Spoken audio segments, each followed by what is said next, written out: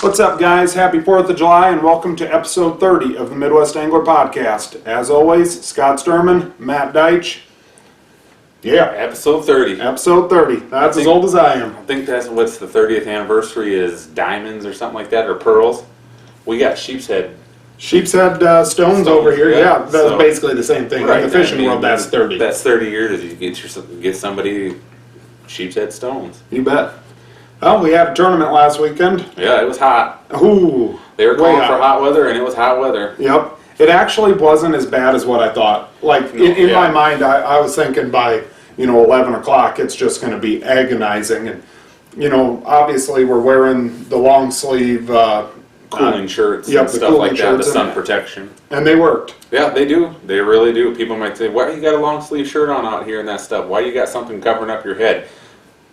That material that it's made out of is really comfortable and actually does cool you down. Yep. Yeah, and everybody in the tournament, I think, had it on. Right. Anymore, if you're going to be out on the water, really, you got to have something like that on. There's no use of risking getting skin cancer just to be out there fishing.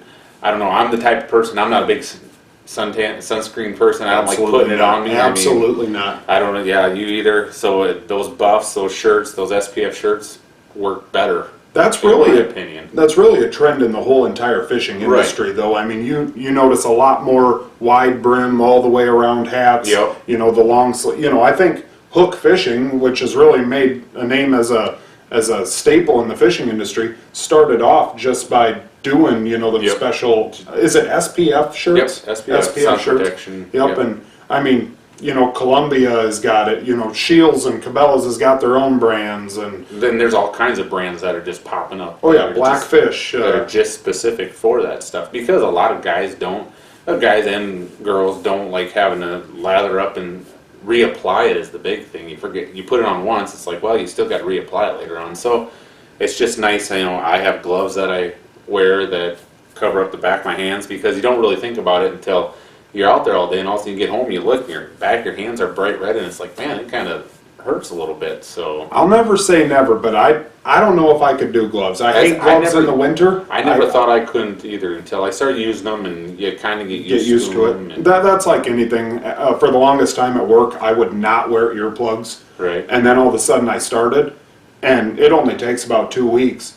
And all of a sudden, if you go 5 minutes without it, it's like, holy smokes, everything is loud. I think it's the same thing, with all this, with all safety gear. Once you get used to it, it's good. But and that's what it is. It's safety gear. It's protecting you. And a lot of companies like Simms has something that they put into their fabric that's called a bug stopper.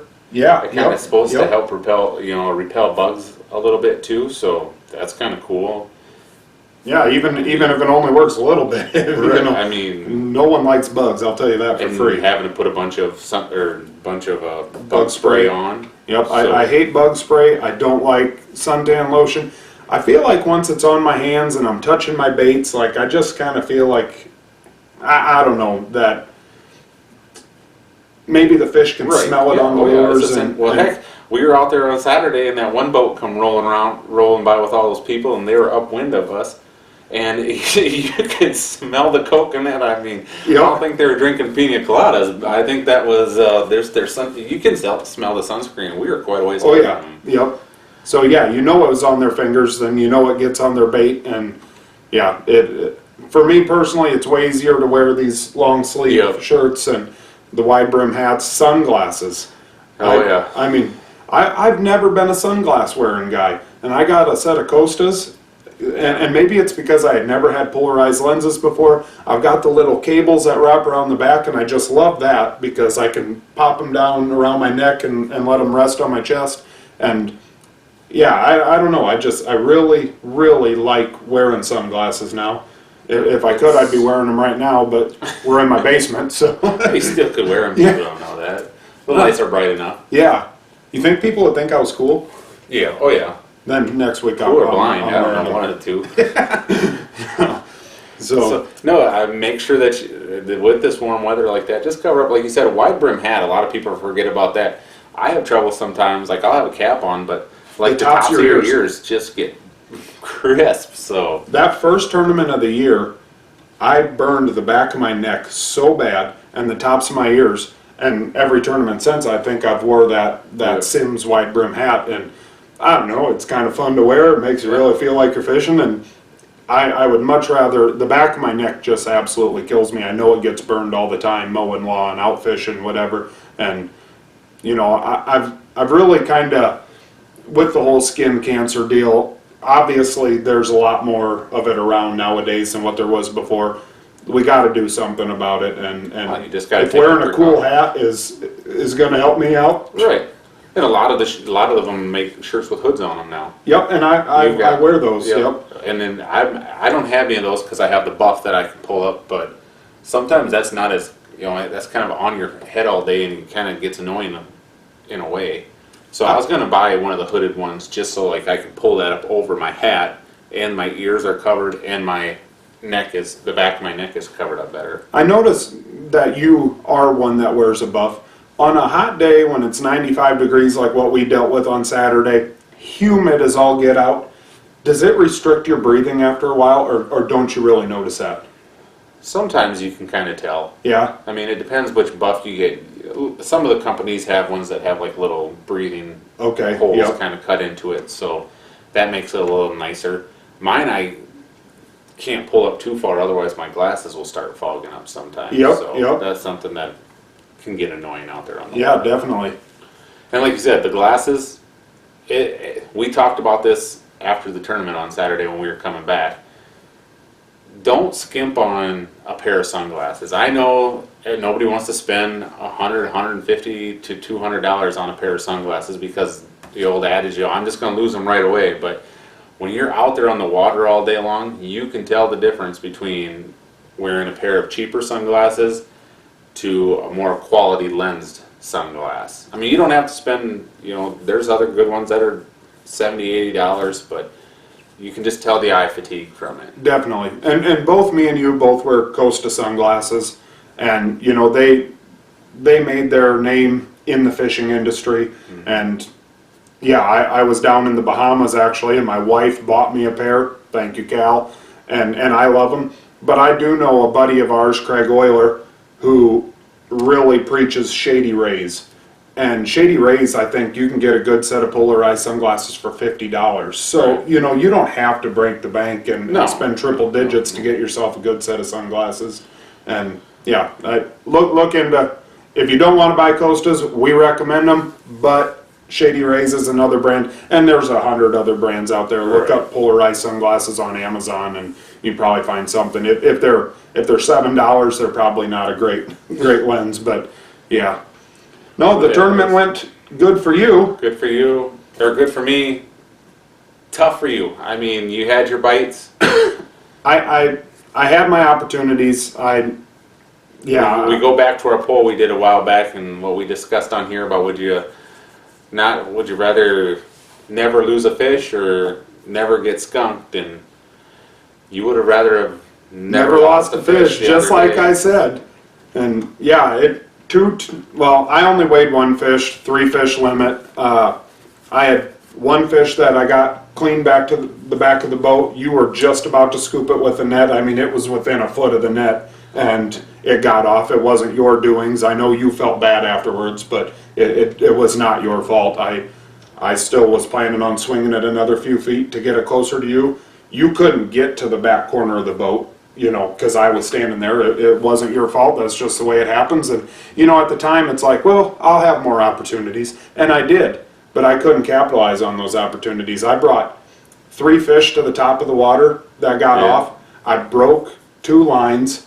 I had plenty of bites Yeah. that, I'd set the hook on and battle them for a split second, and all of a sudden they were gone. And I've been thinking a lot about it, and I was using a medium weight rod or strength medium rod. action, yeah. And I really think I needed a medium heavy. Yep. And, especially when we're flipping up underneath docks there, you're setting the hook and you're trying to get them out from under the docks so that they're not wrapping around the poles and whatnot. And I just don't think I had the backbone to really get a good hook set in. Get a drive, and then you also were fishing with mono line, right? Monofilament, and there's that stretch there, so that combined with the medium action rod, you're not getting the hook penetration that you really need at that flipping docks, flipping shallow cover is like hand-to-hand combat when you're going in there. It's like you want something nice and strong that when you get them, you set the hook hard so that hook drives home and you can pull them out of that cover. So that's what we're talking about as far as like medium heavy action type rods. Well, I'll tell you this for free, Matt. It will not happen again. Because I'm pretty sure the Fisherman Factory Outlet up in Okoboji's got a sale going this weekend. And I just so happened to get paid on Friday. So, there we bam. go. So yeah, that one that you had with about 15 minutes before Oh weigh-in, my gosh, don't remind me. But that one was one of those classic ones that you got the bite, you felt it, you set the hook, and instantly, I mean, before you could get any turns on that fish, it was already swimming up, coming to the top, and just did the tail jump across the water and threw the hook. And it was just like, that one, the fish just plainly won. Yep. I mean, you did everything you needed to do, the fish just did what it needed to do to get that hook out of its mouth. When we started this whole deal, or when we started that tournament, and I hooked the first fish right off the bat in the morning, I got myself a smallmouth, and I'm like, I knew that you had said after a while we're going to go flip docks, and I'm thinking in my head, bam, like I'll have my chance at a largemouth, and I'll have that classic picture with one largemouth and one smallmouth, and this is just going to be the coolest thing that ever happened. And it didn't happen, so yeah, we caught walleyes. Yeah, that one time you set the hook and it was like, there's a fish, and I was like, oh, I got one too. And yeah, you said instantly, like, it's a walleye, and it's like, no. I mean, when does it happen that somebody's mad to catch a walleye? Right. And flipping docks, you wouldn't think that. No. We caught like 3 or 4 of them flipping docks. Yep. Walleyes, that was. I mean, so that was kind of crazy. Yeah, like you said, started off in the morning right away and fishing for smallmouths. That was the key, to try to see if we could get 3 of them each and get going. You caught the first one. And then there's kind of a little bit of a lull in there, and we had a few bites. Yeah, I was really having trouble when we were drop shotting, detecting the bites, and that might have there too been. It was a weird bite. I mean, we talked to Kobe Van Beek afterwards, and like he said, you knew when it was a walleye bite compared to a smallmouth bite. Yep. When you felt it, it was a walleye. Yep. When they come up there and they gave that thunk, and you felt it was a for sure bite, it was a walleye. Those smallmouths, sometimes they just come up there and they would just grab it.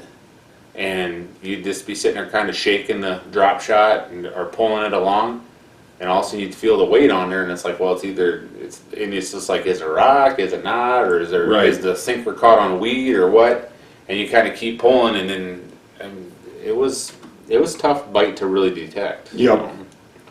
And inexperience for me, I mean, you've done that style of fishing a little bit more, and as far as drop shotting goes, I've drop shotted up around docks, pitching up yum dingers or something like that, but farther out in the water column and actually really casting out and doing it, that was a style that I had never done. Right. And so it was a little bit tougher.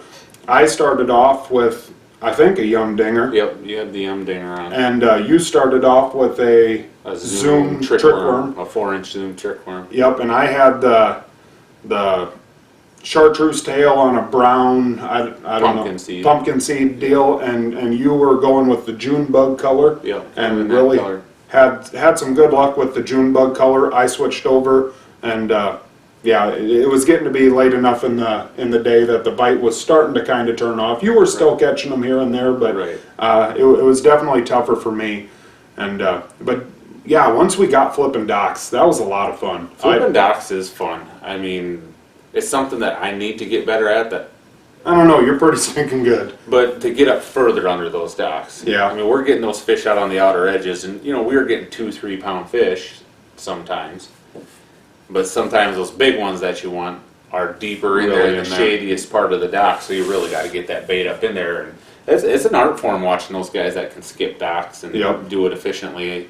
I feel like I can pitch up underneath the stuff, but to get it really far up underneath there, I don't know. Maybe there's just a little piece of me that it's just like, I don't want to have to break anything off. I don't want to get it way up in there and lose a sinker and a hook and all that. Saturday up there, when you're tinging a dock or, if you're getting close to hitting a boat or hitting a boat, and you know all these people are sitting in their lawn chairs or they're out there on their docks anyways, and you don't want to be that guy that really whips one in there and smacks the boat. So I'll tell you what, I mean, if I was a homeowner and I was sitting up there, I mean, hey, I'm as pro fisherman as they come, but you go smack my boat, I mean, hey, we're going to have issues, like, man. Come on now. Yeah, exactly.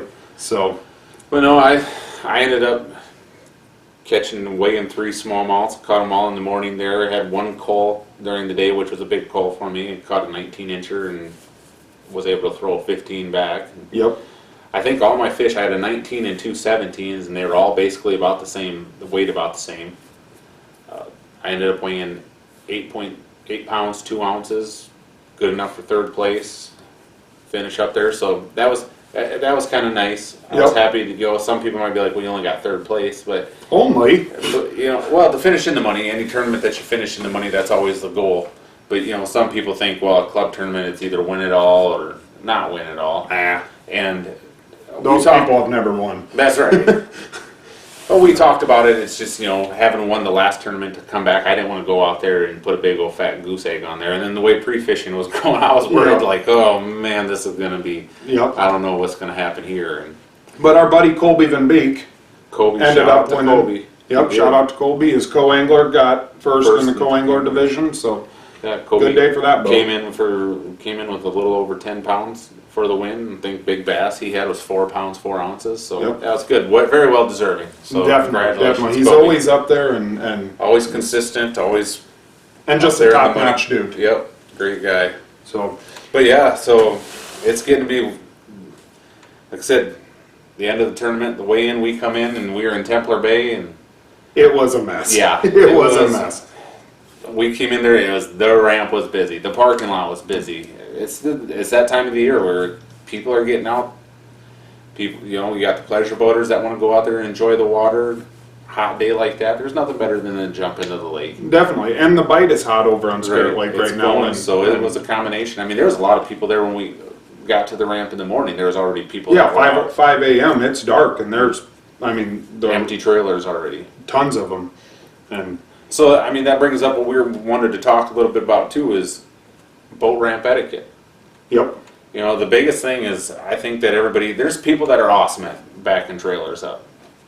You know, backing boats up and stuff like that. They can come in there and they can get it and like that. And then there's some people that are okay at it. And then there's some people that aren't very good at it at all. I think the biggest thing that we all got to remember is patience. Yep. You know, we've discussed before, there's nothing, if a person's nervous the way it is, it doesn't help everybody standing there watching them or yelling or sitting there like getting all exaggerated and huffy and puffy. It's not going to make the situation any better. Well, how many times do you think that it's a husband in the boat and his wife who's only backed down or backed up a trailer 5 other times in her whole entire life when she's done this exact same thing? Emily and I, we've had that over there before. She really wants to learn how to back the trailer down so, you know, we don't have to sit there and hold the boat on the dock while I run and get the trailer and then run back down there. Just to try to make it more efficient for everybody at the landing. Right. If it's not a busy day, it's not a big deal. But if it's a busy day, you don't want to be taking up a dock spot while somebody else could be dropping somebody else off. Absolutely. Yep. So that's one nice thing when we go up north. We work on that because the ramps aren't busy during the week, you know. You get there, we've had it before at Okoboji where she's like ran up there and got it and come down there and it's busy and people are antsy. So it's the big thing is just to have patience.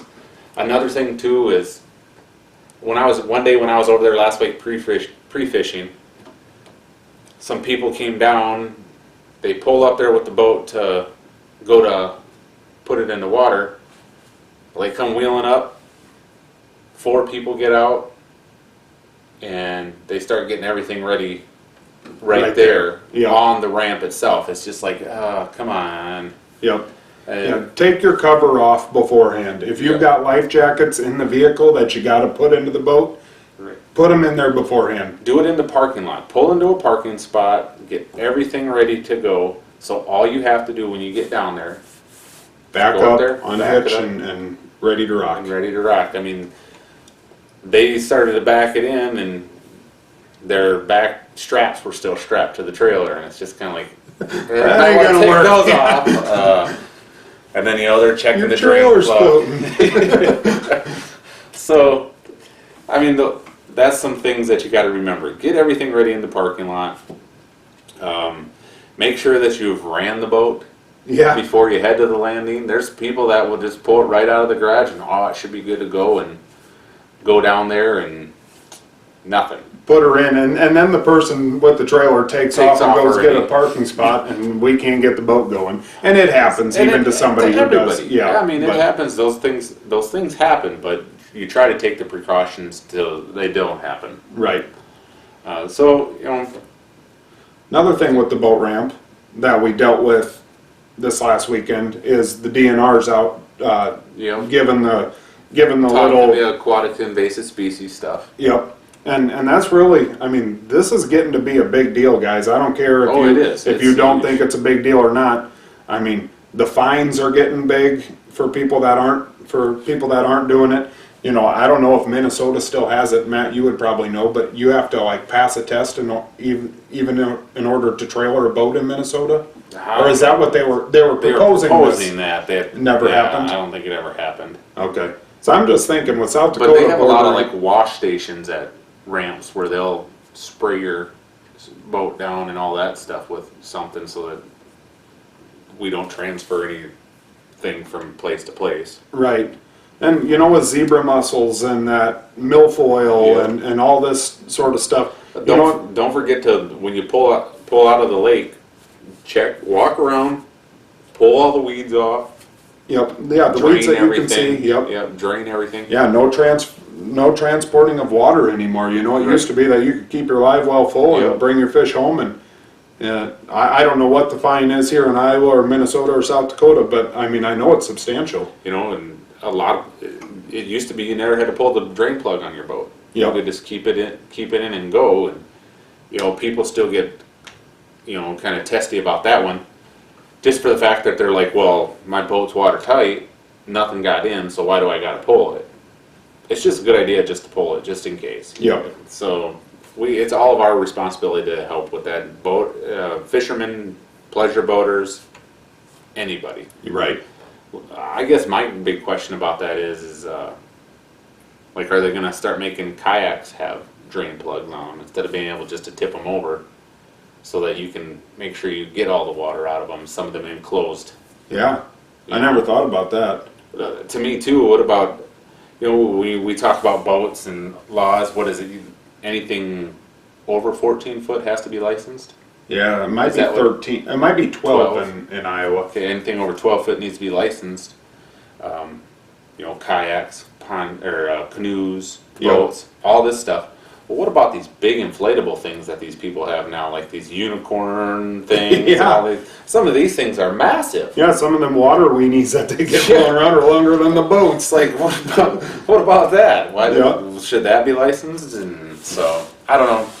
Yeah, as much as I like limited government, I like nice clean water too, and it's hard to. And it's it could be coming in with, it could be attached to ducks and geese. Definitely. It's never gonna.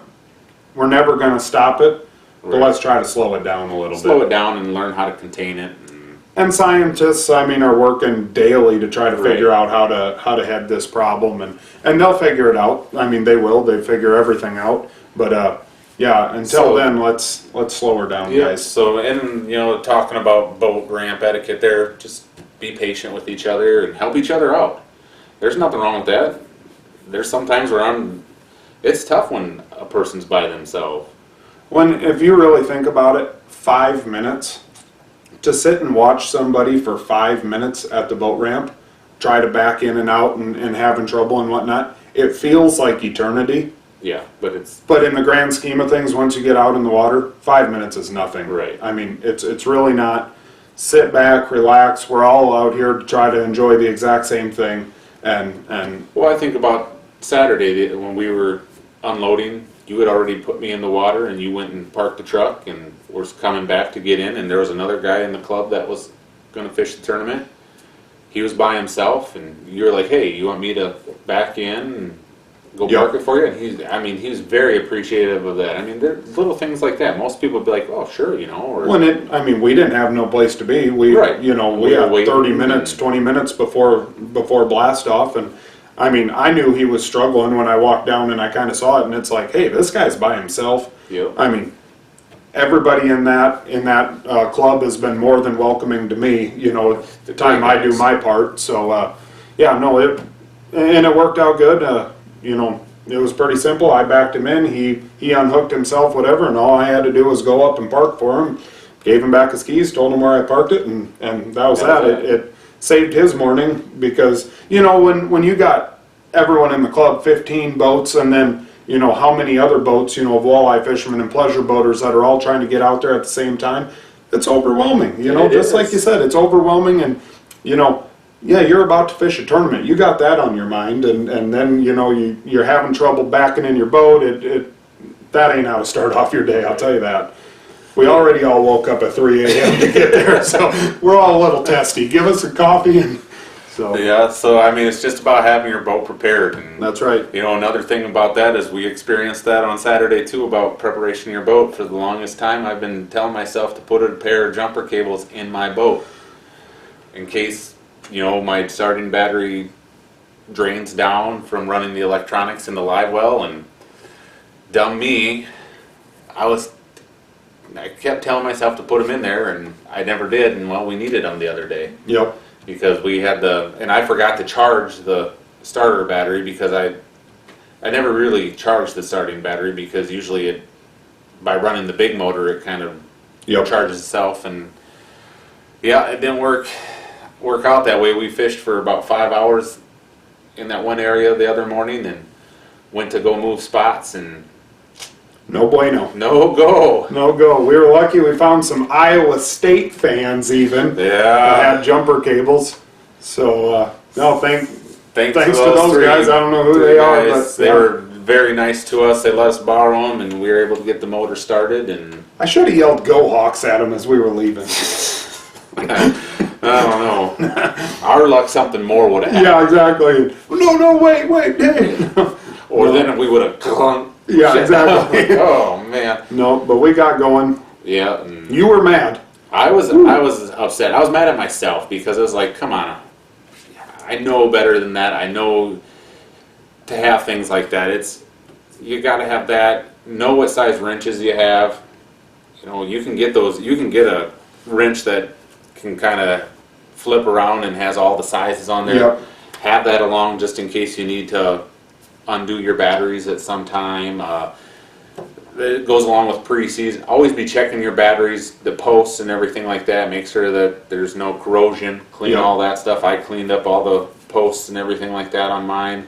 What did I tell you right as it was happening though? Like, hey, don't get worked up. Right. This is all part of the story, and it'll be a fun story to tell down the road. I don't think it truly hurt us in the tournament. I really don't. No, I don't think so either. And I don't know. It's just. It adds to our story. Yeah, I was going to say, it's kind of fun. The day. At least it happened early somewhat early. It was about 11 o'clock. Yeah, not 2:50. Yeah, it wasn't like... Be late for no, not 2:50. We had to weigh in at 2, not 3. It was like 1:50. We had time. Yep. No, it ended up working out good. The trolling motor was still good, so we could tool around. If anything, we would have had to just go across the lake with the trolling motor. Yep. So, things like that. Make sure you have tow rope is always a good idea, just in case it does break down. You can go along with that goes along with the boat ramp and getting everything. Make sure you have the proper amount of life jackets, throwable in there, a fire extinguisher, a horn, or a whistle. And if your vehicle has 4-wheel drive, put it into 4-wheel drive on the way on. As a lot of you guys have seen. Guy with a jet skis, a pair of jet skis, I think, on the East Okoboji ramp there across from Come and Go. Dumped his pickup and the jet skis and everything, the whole works down into the water. And I was actually talking to a DNR officer today, and he told me that the exact same guy with the exact same rig, exact same jet skis, on the exact same weekend last year went in on the exact same ramp. Did the same. I guess the tow truck guy said, "You want me to do the same thing I did with it last time?" I feel bad even saying this on the air or whatever, but God dang it, man, that just sucks. Can you imagine that guy? I mean, oh, I don't know. From what the guy who I was talking to today said is that there was a lot of slick moss down at the bottom, and he backed it in. And I think once he started losing traction, it only just made it worse. And next thing you know, you're down in the drink. So, yeah, that ain't good. If you haven't seen it, I think it's called Underwater Solutions on Facebook. It's out of Milford or somewhere over there by Okoboji, and yeah, there's a picture of it, and looked like a pretty nice pickup, and I doubt the guy's happy.